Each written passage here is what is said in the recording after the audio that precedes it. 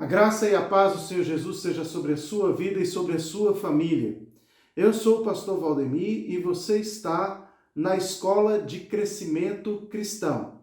Irmãos, agora nós estamos com a Escola de Crescimento Cristão com um outro formato e eu quero que você me acompanhe nesse novo formato que nós estamos trabalhando.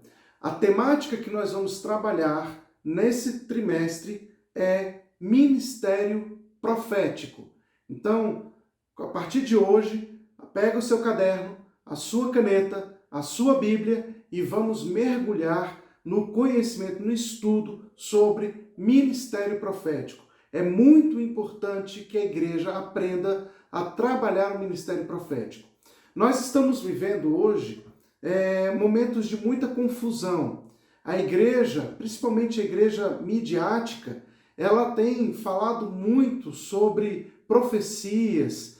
Muitas pessoas têm se levantado na internet para falar sobre profecias, para profetizar, pessoas que criticam o movimento profético nas igrejas. E o que é de fato a verdade? Como saber que nós estamos vivendo tempos de engano ou nós estamos de fato vivendo tempos de ceticismo? Nós estamos realmente vivendo conforme a vontade de Deus? O que é profecia? A profecia é para hoje? E como saber se há uma falsa profecia ou um movimento de falsos profetas na nossa geração? Para isso, nós precisamos estudar as Escrituras Sagradas e precisamos entender o que Deus de fato fala a respeito desse assunto. Então vamos embora? Vamos estudar sobre ministério profético, sua importância e contemporaneidade, tá bom? Então, para isso, eu gostaria de começar falando com vocês a nossa primeira lição.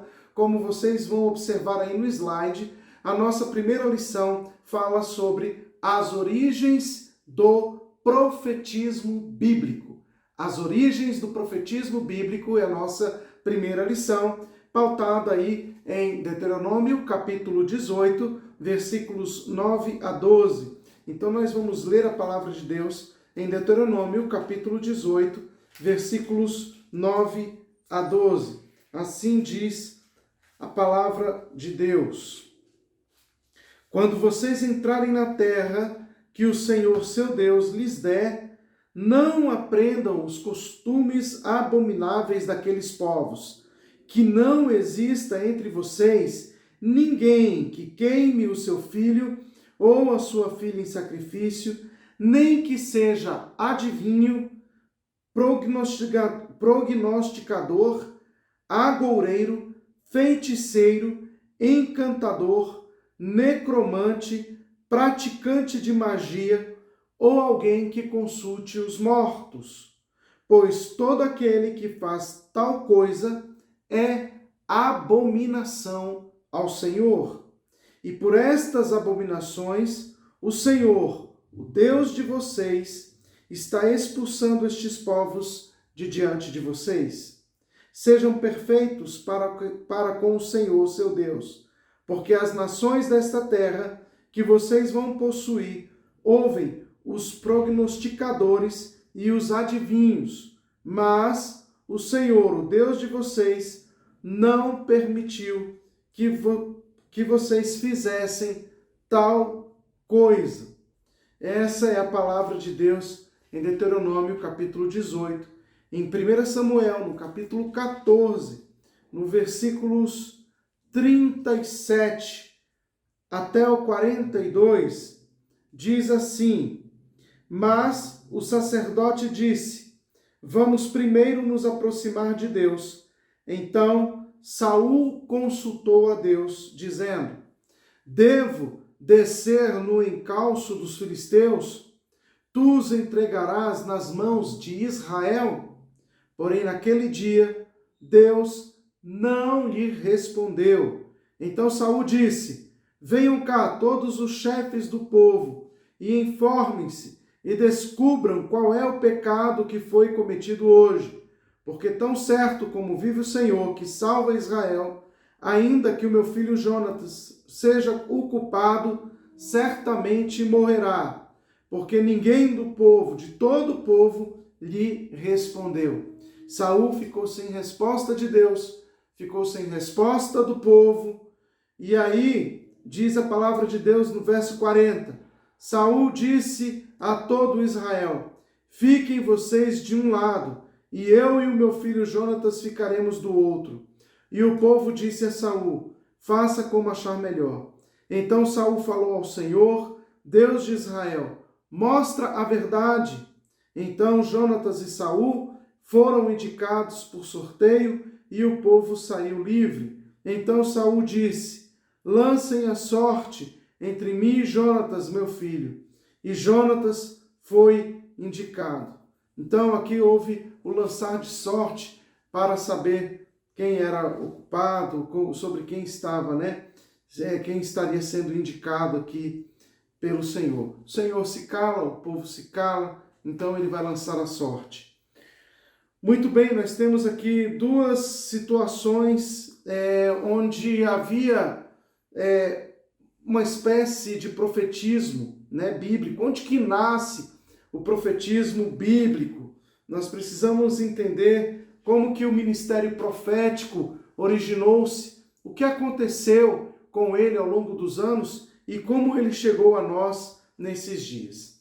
Para a gente encerrar as leituras, os textos de leitura bíblica, o último texto que eu gostaria de ler com vocês encontra-se em Deuteronômio, capítulo 29, versículo 29, segundo aí o nosso terceiro slide, Nós temos aí os textos bíblicos que estão apontados nos slides, Deuteronômio 18, 9 a 12, 1 Samuel 14, 37 a 42 e o texto áureo Deuteronômio 29, 29, que diz que as coisas encobertas são para o Senhor nosso Deus, porém as reveladas são para nós e para nossos filhos, para sempre, para cumprir todas as palavras desta lei. As coisas encobertas pertencem ao Senhor, mas as reveladas são para nós, nossos filhos, para cumprir as palavras desta lei. Então, no próximo slide que nós vamos apresentar, esse slide agora, vamos apresentar os objetivos da lição. Quais são os objetivos dessa lição primeira? Identificar a semelhança entre a profecia e a prática de adivinhação lá no Antigo Testamento, nas origens, entre os povos vizinhos a Israel. Segunda coisa que nós vamos fazer nessa lição é entender que as práticas da adivinhação passaram a fazer parte da cultura israelita, com inúmeros exemplos bíblicos, tá bom? Terceiro, reconhecer que com o passar do tempo, a chegada da maturidade, houve uma separação definitiva entre a adivinhação e a profecia. Então nós temos esses 3 pontos que são objetivos aqui da nossa lição e que nós vamos ver agora. Muito bem, irmãos. Descobrir o que vai acontecer antes do tempo parece que é um desejo do homem desde a sua origem. O homem sempre esteve preocupado com o futuro, sempre esteve preocupado em saber o que vai acontecer. Isso não apenas dentro da igreja, isso não apenas dentro do povo de Israel, mas toda a humanidade, desde os seus primórdios, está preocupada com o futuro. A gente vê isso ao longo de toda a história. O homem sempre desejou saber o seu futuro. Hoje em dia, da mesma maneira, nós temos a curiosidade sobre as coisas que vão vir e que permeiam o consciente coletivo do homem.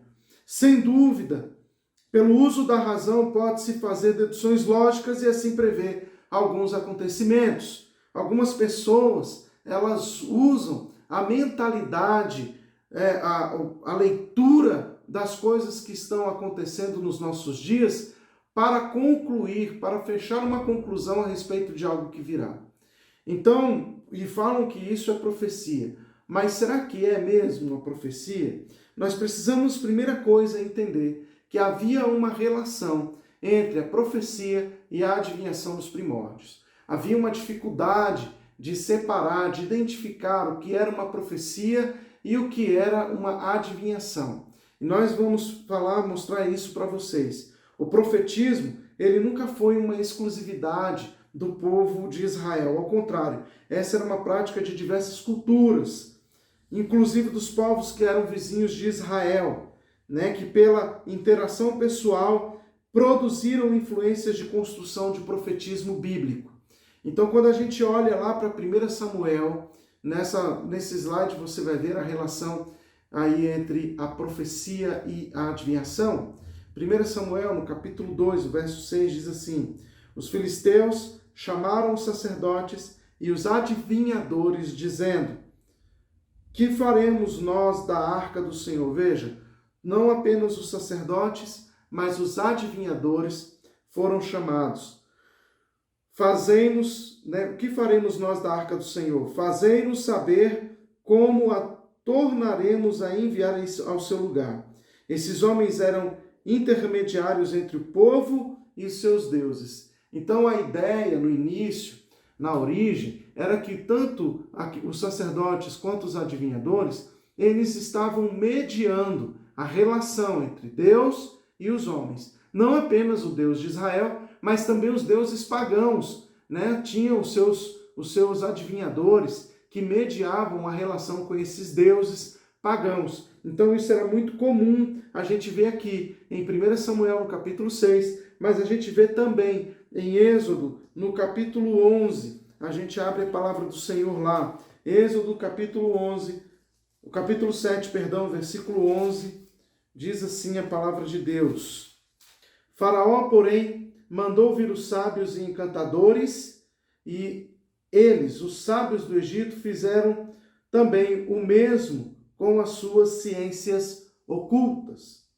Pois cada um deles jogou o seu bordão, e eles viraram serpentes, mas o bordão de Arão devorou os bordões deles. Então vocês podem observar que os adivinhadores do faraó também operavam milagres, também falavam. Nós temos os povos pagãos tendo a manifestação das suas divindades. É muito importante a gente entender isso, porque às vezes a gente acha que tudo que acontece, tudo que foi adivinhado e aconteceu é do Senhor. O que adivinhou e não aconteceu não é do Senhor. Cuidado, isso não é verdade. Por exemplo, o próprio Egito. O próprio Egito tinha os seus sacerdotes que realizavam seus milagres, que também operavam seus sinais, que também davam as suas palavras proféticas, suas palavras de adivinhação. Então isso era muito comum nos povos pagãos também. E acontecia, gente. É importante a gente entender que as coisas também aconteciam. Porque às vezes a gente acha que só acontece quando é de Deus. Não, acontece também quando não é de Deus. Se isso acontecia lá no passado, sim, acontece também hoje. Existem falsos profetas que também estão fazendo as suas adivinhações e elas estão acontecendo. Mas elas não, porque acontecem, não necessariamente significa que é de Deus. Nós precisamos entender como que a Bíblia aponta esses adivinhadores. Ela não necessariamente diz que não vai acontecer. Ela diz que aconteciam sim. Por exemplo, que os próprios sacerdotes de Faraó lançavam as suas varas e elas se tornavam em serpentes. Mas nem por isso o Senhor estava com o Egito. Entende? É muito importante nós conseguirmos fazer a desassociação daquilo que acontece com a vontade de Deus. Entender que não é pelo fato de estar acontecendo que aquilo é a vontade de Deus. Tem muita gente correndo atrás de profetas, tem muita gente correndo atrás de profecias, tem muita gente correndo atrás de adivinhações e não estão interessados em saber se é de Deus ou não, mas que simplesmente elas aconteçam. Então esse é um problema, tá? Nós temos outros textos, por exemplo, entre os babilônicos e Isaías, nós temos também aí vários textos bíblicos, mas eu quero ler também com vocês Isaías. Isaías, no capítulo 44, o versículo 25. Isaías 44, verso 25. Diz a palavra de Deus: Eu frustro os sinais dos que profetizam mentiras e faço com que os adivinhos fiquem parecendo tolos. Obrigo os sábios a recuar, transformando o seu saber em tolice. Então veja só, o Senhor está trazendo uma palavra de profecia, o Senhor, o Redentor de Israel, estava dizendo que ele faria com que os sinais fossem frustrados daqueles que profetizavam mentiras e também com que os adivinhos ficassem parecendo tolos, né? Então, o Senhor sempre vai se levantar contra as falsas profecias e contra os adivinhos. Antigamente, era muito confuso saber o que era uma adivinhação e o que era uma profecia. E hoje, nós vamos saber identificar o que é uma adivinhação e o que é uma profecia, tá bom? Então, nesse próximo slide, palavra de adivinhação. Veja só, a prática de adivinhação é contrária aos princípios da fé. A adivinhação é contra a palavra de Deus. A adivinhação, ela vai contra a vontade, contra os propósitos de Deus. No entanto, é necessário voltar a mente para uma época em que a teologia não era tão desenvolvida e nem todo mundo tinha acesso aos textos sagrados. Por que havia tanta palavra de adivinhação e tanta profecia? Porque você não tinha as escrituras na mão. Se você não tinha toda a escritura na mão, você tinha ela parcialmente nas mãos dos sacerdotes. Por exemplo, o povo de Israel tinha os 10 mandamentos dentro da Arca da Aliança. Somente o sumo sacerdote podia entrar lá uma vez por ano. O povo não tinha tanto acesso às escrituras. Então, era necessário que os adivinhadores, que os profetas se levantassem dizendo: olha, é isso, é aquilo lá. Então, quando a palavra vinha, ela estava sendo uma palavra de Deus, porque não havia palavra de Deus. Não havia uma palavra escrita. Deus ainda não havia escrito toda a Escritura no sentido de dirigir o povo, de corrigir o povo, de edificar o povo. Então era necessário que alguns adivinhadores fossem levantados e alguns profetas fossem levantados lá nos primórdios para que pudessem fazer esses apontamentos. Mas o que acontece é que não eram qualquer adivinhadores. Esses adivinhadores, quando a Bíblia usa essa expressão, ela está se referindo, na verdade, àqueles que estavam em Israel, apontando o futuro, o que iria acontecer e o que não iria acontecer. Os povos pagãos tinham seus adivinhadores, mas o intuito não era revelar o propósito de Deus e as Escrituras Sagradas. O intuito era com que o povo se voltasse para aqueles homens como se eles fossem deuses, ou como se eles fossem a própria representação dos seus deuses. Então, era essa a intenção deles. Agora, é muito importante a gente lembrar que houve uma separação conceitual de adivinhação e profecia, certo? A Bíblia, ela vai fazer essa conceituação, separar isso, e a adivinhação passa a ser totalmente contra a palavra de Deus. Então é necessário a gente entender isso. A palavra adivinhação, ela é de origem latina, vem de divinatio, que faz referência à palavra divino. De maneira muito clara, demonstra sua ligação com a religião e, por sua vez, com o profetismo de Israel lá nos primórdios, tá bom? Então, quando se adivinhava, na verdade, a intenção era que houvesse profecia, um profetismo bíblico, né? Ou uma profecia bíblica. Então é importante a gente entender isso, irmãos, do ponto de vista da boa interpretação bíblica. Essa é uma palavra, adivinhação, ela é uma palavra com conotações muito negativas. A prática da adivinhação contraria os princípios da fé. No entanto, é necessário que a gente entenda que naquela época a teologia não era tão desenvolvida quanto hoje. Na verdade, o povo de Deus sequer tinha um livro, o seu livro sagrado escrito como ocorre hoje. Quanto mais uma ideia formada sobre Deus e o seu caráter. Tanto a profecia como a adivinhação, eles faziam parte de um mesmo contexto, o dos mistérios e enigmas que envolviam a mensagem de Deus, ou dos deuses, dependendo dos povos, né? Do povo que utilizasse dessa prática.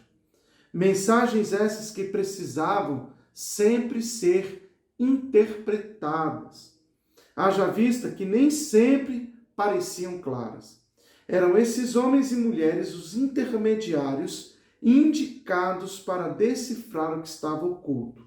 Entretanto, é importante esclarecer que as suas origens, a ideia do vocábulo profecia, era sinônimo de predição do futuro. Então, era interessante entender que naquela época a adivinhação e a profecia, eles eram muito associados por causa até mesmo da ideia de profecia que se tinha.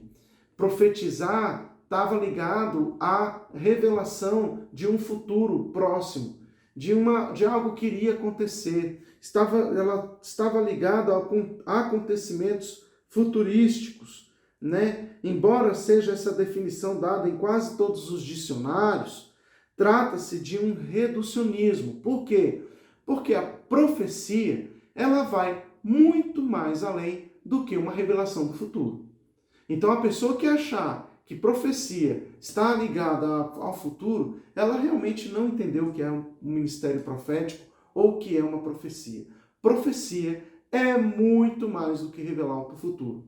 Você teria naquela época apenas a adivinhação, que estava ligado sim ao futuro, o profetismo bíblico, que estava ligado também ao futuro, como algo bem reducionista, mas depois que a profecia ela começa a ser entendida, a tomar forma no meio do povo de Deus, a coisa começa a mudar, né? Então nós vamos ver isso.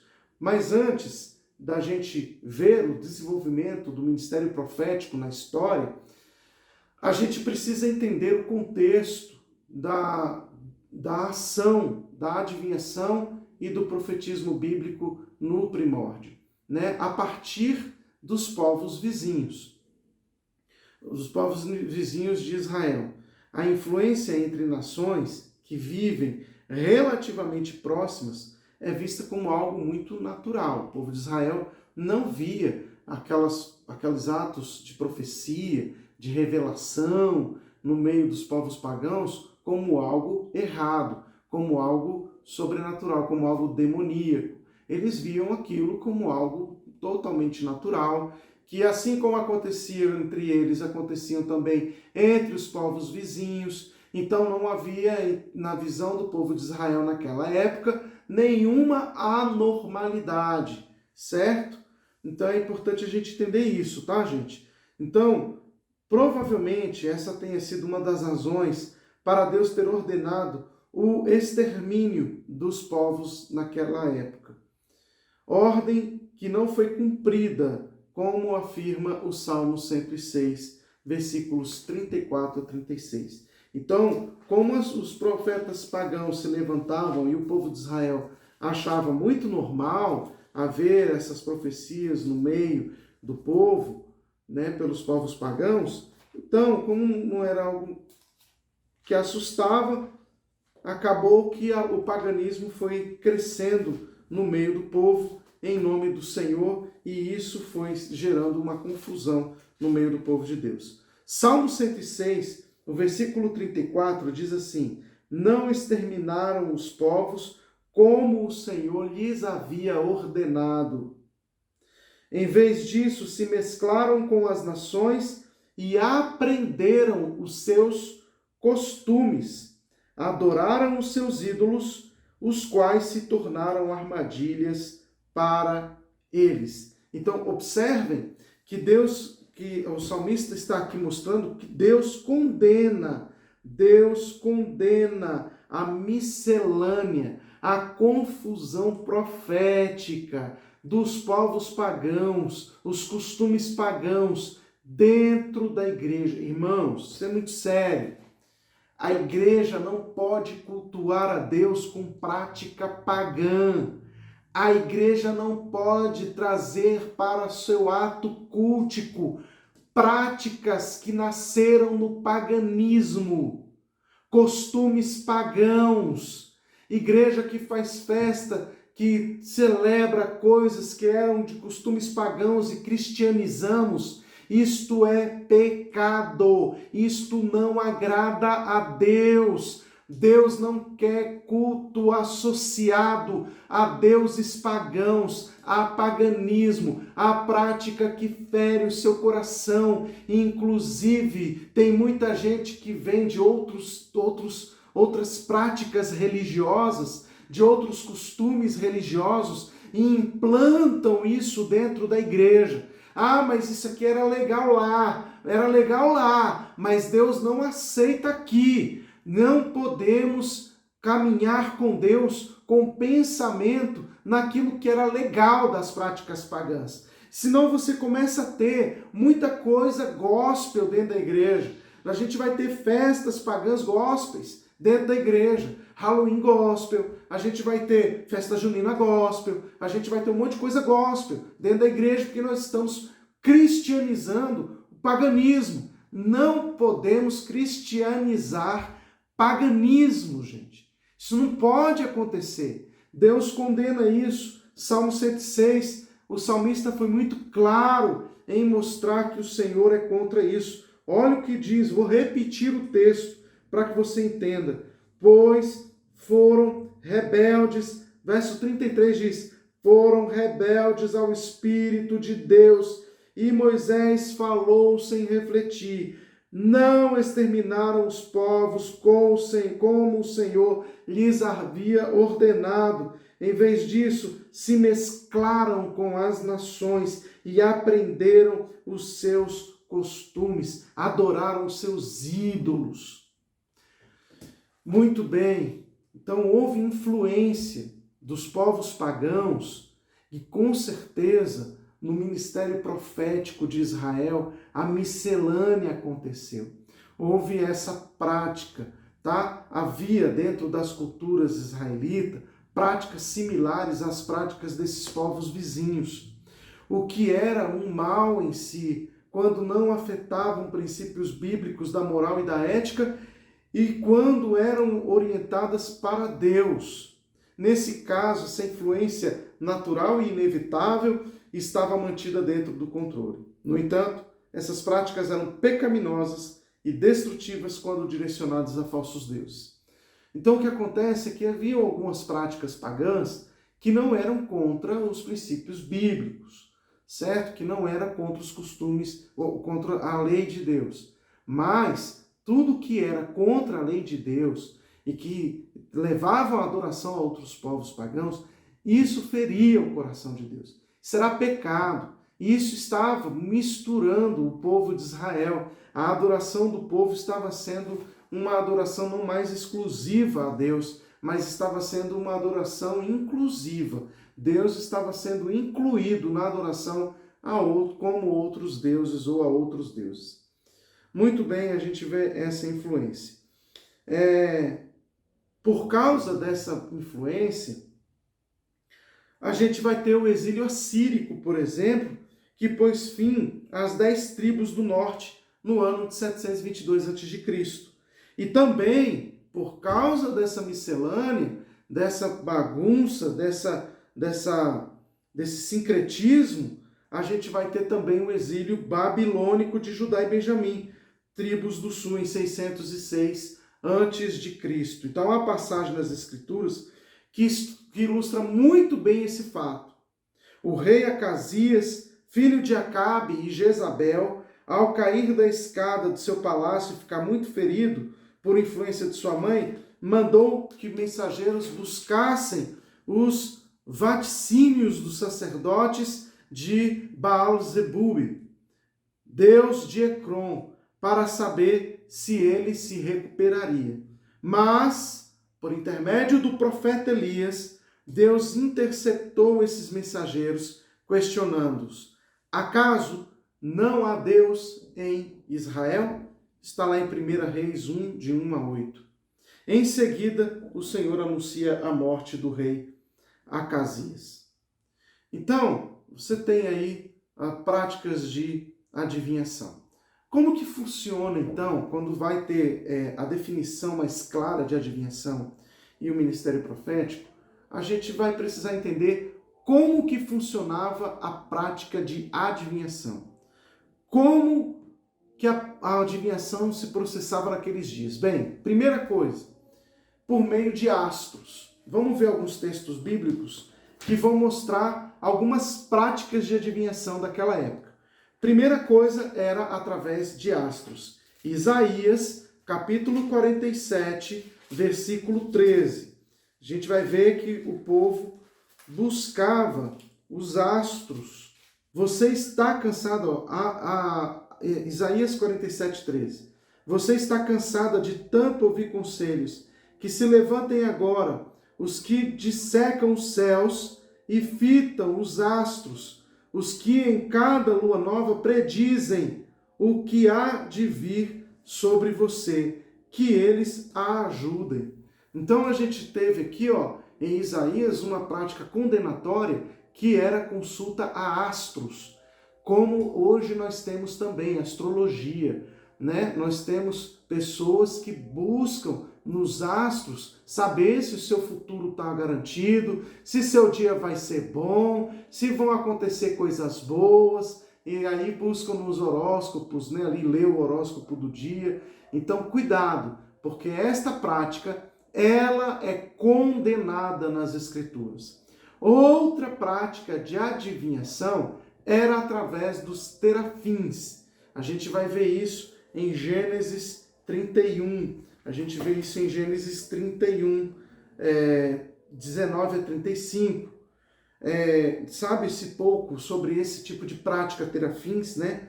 Mas a gente vê que isso foi muito usado no Antigo Testamento. Por exemplo, Gênesis 31, a gente vê lá Raquel, quando ela foge com Jacó de Labão, o seu pai, os terafins de sua casa, fazendo com que ele os perseguisse até achá-los. Então ela leva os terafins, né? Essas descobertas arqueológicas recentes, eles vão ligar os terafins ao direito de primogenitura, o que pode explicar o fato de Raquel ter tirado os terafins, roubado os terafins da sua casa. Então há um relato também em Juízes, capítulo 17, no versículo 5, sobre o caso de Mica, um salafrário da região de Efraim que fez do lugar em que morava uma espécie de templo.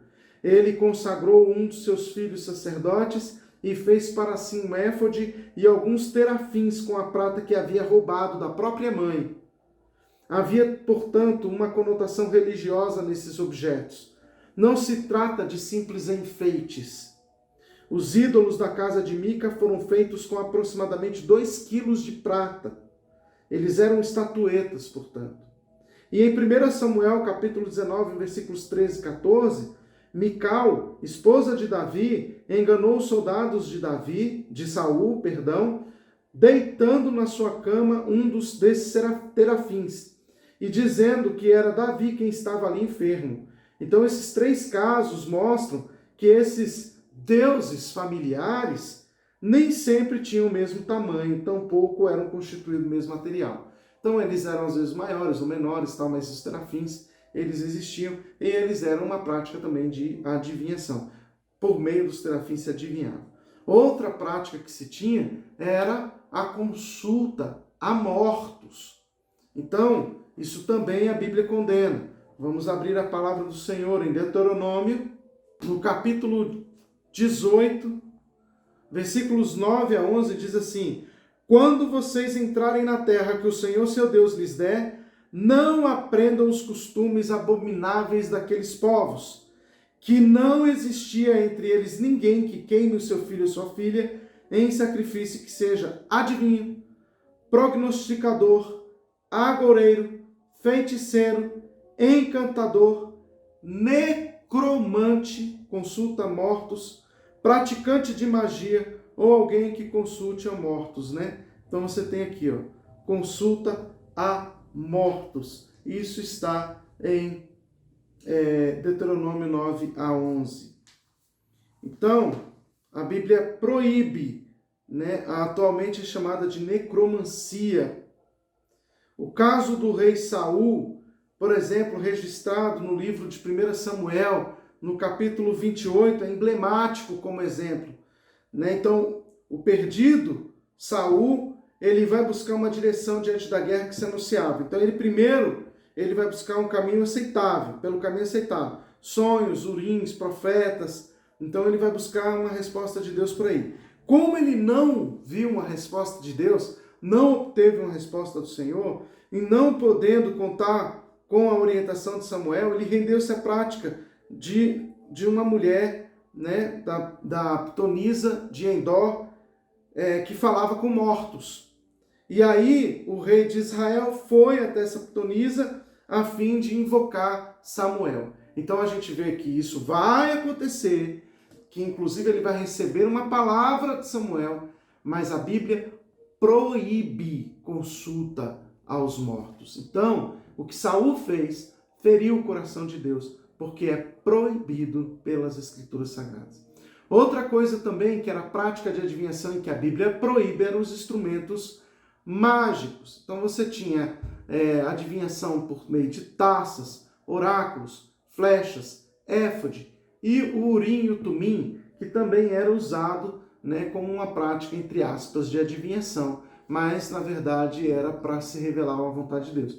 Dentre estes, o único que a Bíblia havia orientado era o urim e o tumim. Eram duas pedras que ficavam no peitoral do sacerdote, né? Então ele ficava aqui, o urim e o tumim.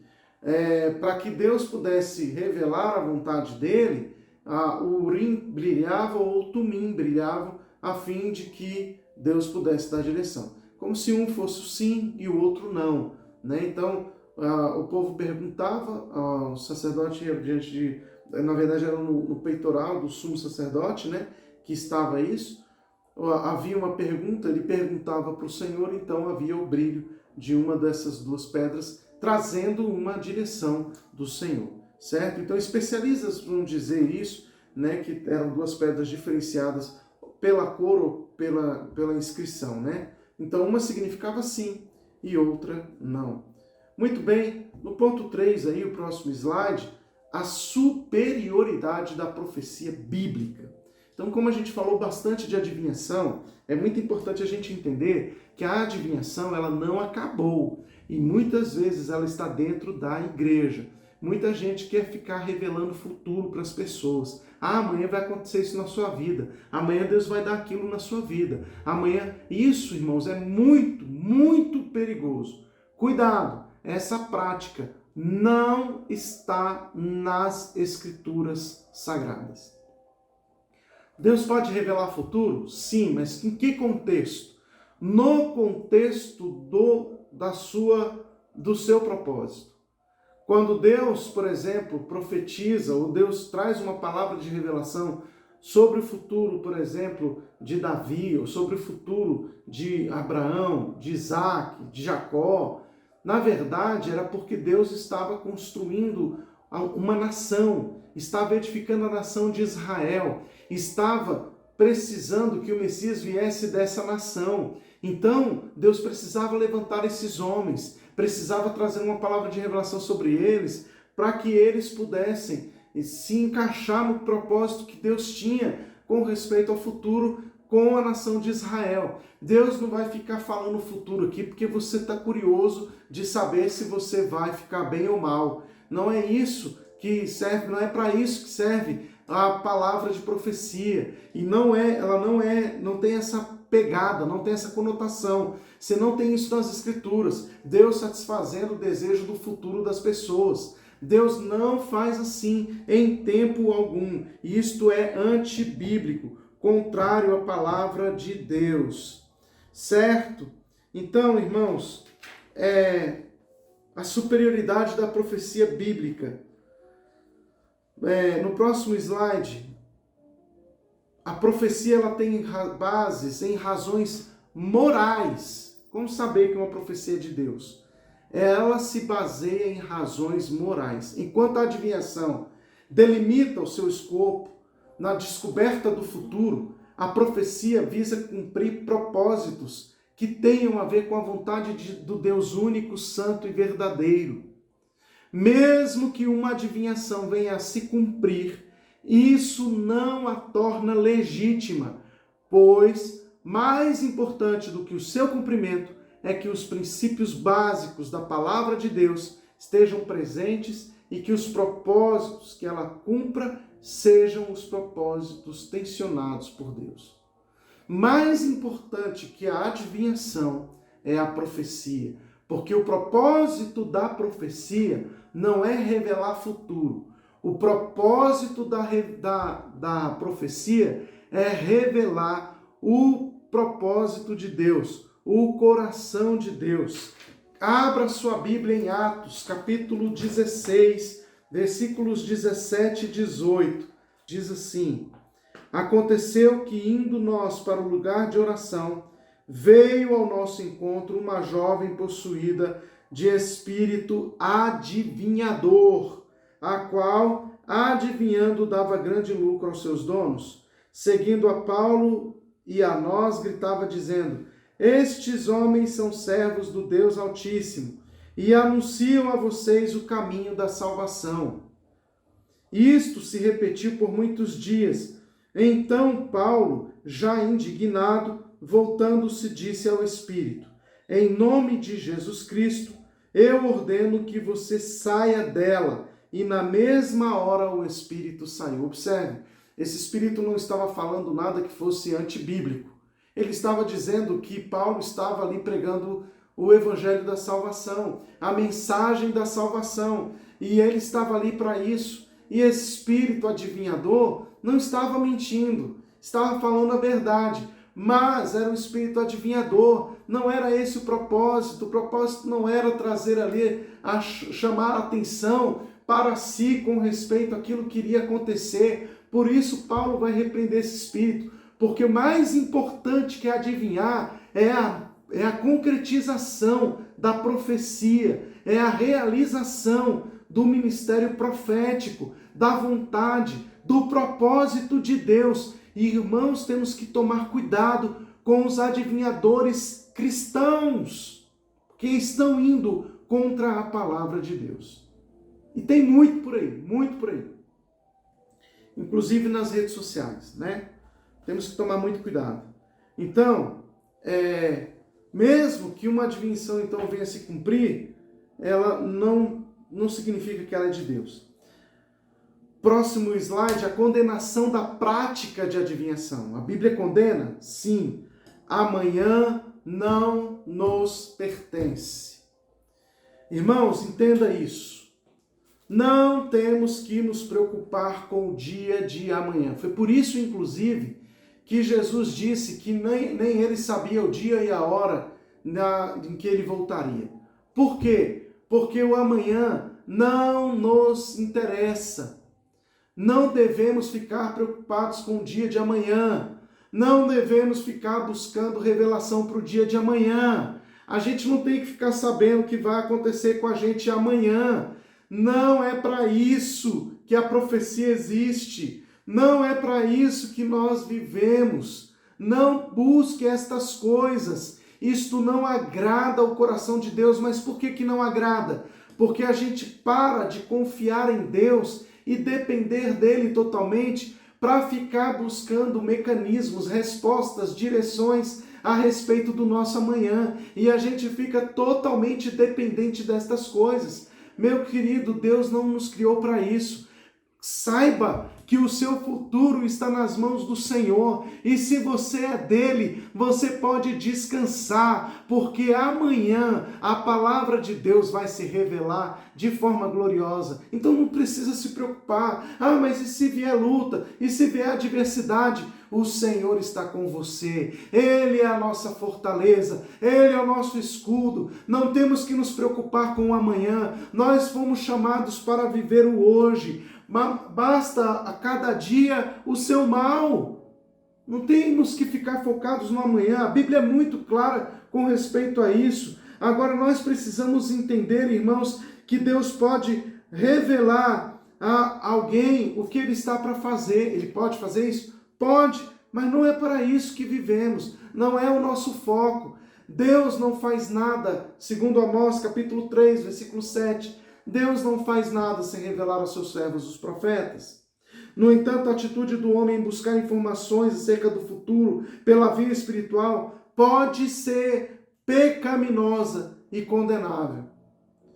Toda prática de adivinhação está associada a Satanás. Não apenas porque se vai aos ambientes mais impróprios para buscar revelações a respeito do futuro, mas sobretudo porque isso revela falta de submissão a Deus e a ausência de confiança nas providências e cuidados do Altíssimo, irmãos. Isso é muito sério. A pessoa em busca de informações a respeito do futuro termina por submeter-se a exigências horrendas e imorais de espíritos das trevas. Então pare de ficar seguindo profecias profetadas dessas coisas. Deus não nos criou para adivinhações, para ficar preocupado com o futuro.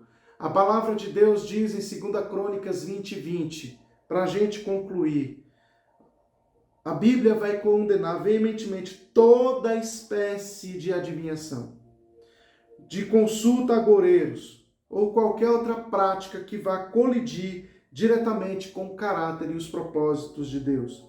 O texto sagrado recomenda submissão à fé em Deus e a confiança nos seus verdadeiros profetas. Isso fica evidente no texto que a gente vai ler agora. Crede no Senhor vosso Deus e estareis seguros. Crede nos seus profetas e prosperareis. Irmãos, a profecia não é para falar para você o que vai acontecer amanhã. A profecia é para revelar o propósito de Deus, o coração de Deus, a natureza de Deus, o que Deus está fazendo, o que Deus vai fazer. A palavra de Deus, ela é altamente profética, de Gênesis até Apocalipse. Quem nela crê não será confundido. Para de ficar seguindo homens. Para de ficar ouvindo o que os homens em nome de Deus falam. Por mais que se trema, por mais que se grite, por mais que fala que Deus está com ele. Para, porque a Bíblia não orienta a respeito disso. A Bíblia condena. É pecado. Por mais que a coisa aconteça. Cuidado. Muitos estão enganando o povo de Deus. Não seja você também enganado, tá bom? Que Deus abençoe sua vida, que guarde o seu coração, que a palavra de Deus continue permeando você, dirigindo seus passos, que você seja um verdadeiro instrumento e vida nas mãos de Deus para abençoar outros. Se você foi abençoado com esse estudo, nós estamos na primeira lição, você vai compartilhar, convide seus amigos para assistir e mergulhar aí nesses estudos. Qualquer dúvida, você pode aí mandar os seus comentários, nós vamos responder na próxima aula, tá bom? Qualquer dúvida, pode fazer aí nos comentários sua dúvida, pode também fazer seus comentários, vamos interagir e na próxima lição nós vamos compartilhar aquilo que nós aprendemos. Tá bom? Que Deus abençoe vocês, um grande beijão e que a graça do Senhor esteja sobre sua vida e sobre a sua família, trazendo revelação de quem Ele é. Em nome de Jesus.